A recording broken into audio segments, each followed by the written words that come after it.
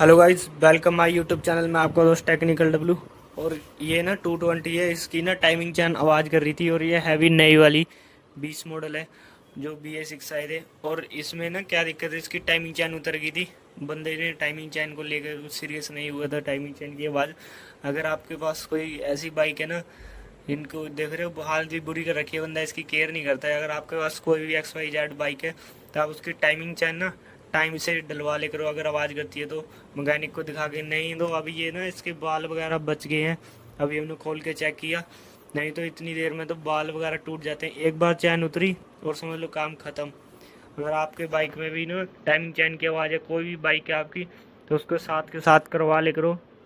नहीं तो फिर ऐसा टाइमिंग चैन के करके फिर सब खोलना पड़ जाता है, सारा कुछ ख़त्म हो जाता है, अंदर से टूट जाता है।